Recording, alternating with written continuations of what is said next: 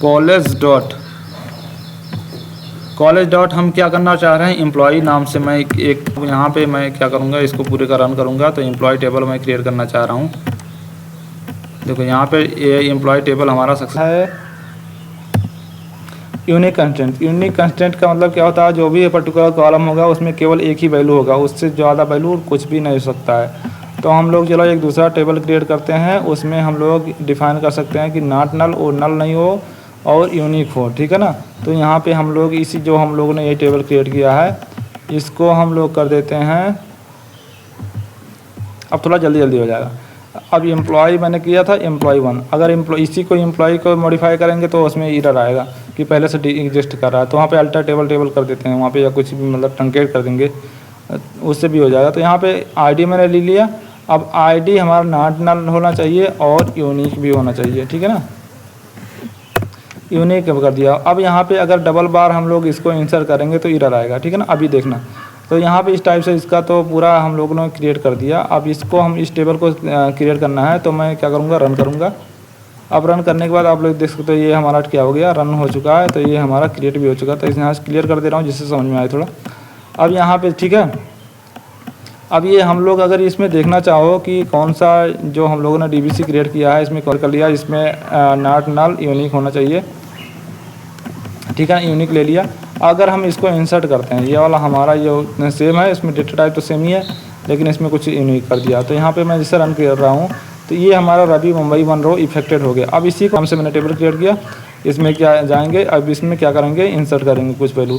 तो यहाँ पे मैंने जिसको रन किया एक बार तो इसका वैल्यू आ चुका, एक बार रन किया तो एक बार हो चुका। अब अगर मैं दोबारा फिर से इसी को सिलेक्ट करके फिर से रन कर रहा हूँ तो एरर आएगा। क्यों एरर आएगा, क्योंकि हमने यूनिक वैल्यू लिया था। यूनिक वैल्यू है तो यहाँ पे डुप्लीकेट अलाउ नहीं है, क्योंकि हम लोगों ने जो आईडी लिया है उसको क्या किया है, यूनिक डिफाइन किया है। तो इसलिए हम किसी भी वैल्यू को 2 बार नहीं ले सकते हैं। अब इसको रन करके अगर देखते हैं तो आप लोग यहाँ पे देख सकते हो इसका वैल्यू आ चुका है, इसका एक ही वैल्यू आएगा, ठीक है ना। तो ये नल नहीं हो यूनिक में, ठीक है ना। तो इस टाइप से हमारा ये पहला वाला, ये दूसरा वाला वैल्यू हम लोगों ने पूरा अच्छे से देख लिया।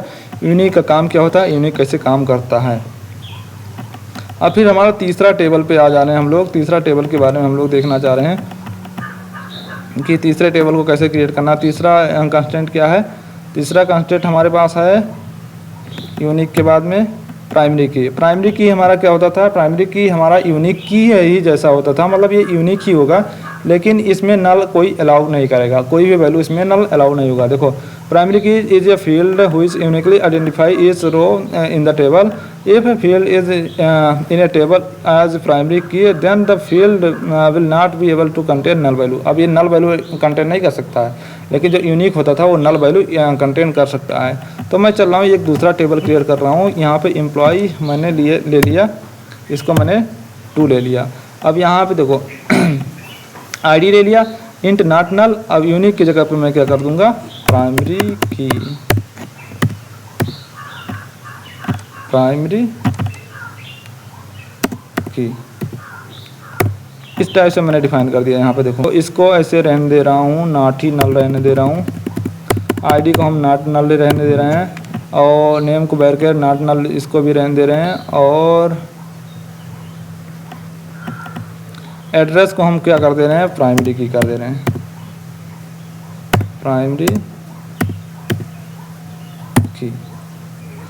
एड्रेस को हमने प्राइमरी की बना दिया। अब इसको मान लो टेबल को हम टेबल 2 को क्रिएट करना चाहते हैं, तो मैंने इसको पूरे को सिलेक्ट किया, यहाँ पर रन किया। अब देखो हमारा 1 रो इफेक्टेड हो चुका है, मतलब ये हमारा टेबल क्रिएट हो चुका है, टेबल 2 क्रिएट हो चुका है। तो टेबल 2 क्रिएट हो जाने के बाद में हम लोग इसको फिर से देखना पड़ेगा।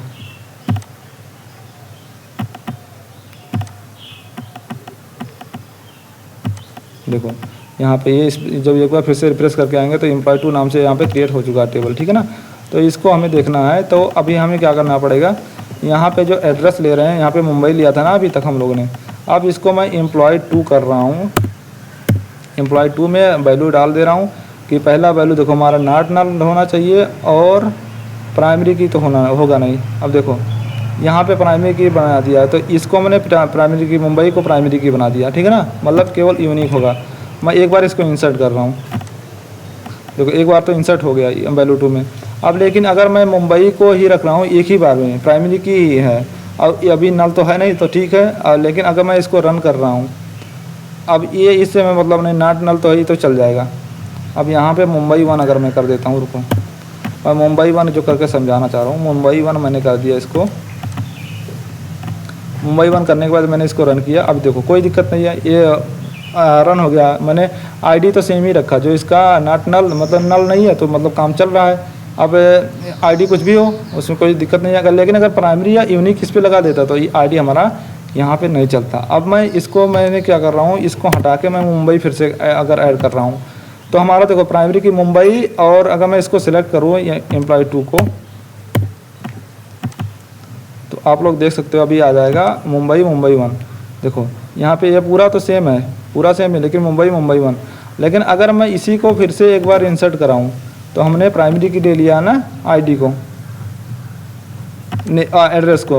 एड्रेस को मैंने प्राइमरी की ले लिया, मतलब नल नहीं होना चाहिए। तो मैं अगर इसको इंटर करता हूँ तो क्या आ जाएगा, एरर आ जाएगा। देखो यहाँ पे एरर आ गया क्योंकि ये डुप्लीकेट एंट्री मुंबई फायर के, और मुंबई हमारा प्राइमरी की है, इसलिए हमारा क्या हो सकता है, ये नल नहीं, ये क्या होगा, डुप्लीकेट नहीं हो सकता है, ठीक है ना। और अगर मैं इसको मैं क्या कर दूँ, कुछ ना लिखूँ, तब भी क्या आ जाएगा, तब भी ये एरर देगा। क्यों एरर देगा, क्योंकि ये नल नहीं हो सकता है। देखो ये तब भी एरर देगा कि वैल्यू डज नॉट मैच, मतलब ये नल नहीं हो सकता। तो इस टाइप से हम लोग ये पूरे को एक अच्छी तरीके से देख ले रहे हैं कैसे क्या हो सकता है, पूरा लॉजिकली हम लोग उसका इम्प्लीमेंट कर करके देख रहे हैं कैसे क्या होता है, प्राइमरी की काम कैसे करता है, और जो भी हमारा यूनिक की कैसे काम करता है, इसको कैसे हम लोग देखेंगे। तो ये इतना अगर आप लोग कर लोगे, खुद से भी कर लोगे ना, तो फिर आप लोग को कोई यहाँ पे देखने की ज़रूरत नहीं पड़ेगी, कोई रिवीजन करने की ज़रूरत कभी भी नहीं पड़ेगी। तो ये हमारा बेसिक था, तो हम लोगों ने अभी तक इसको देख लिया। उसके बाद में फिर नेक्स्ट क्या है, नेक्स्ट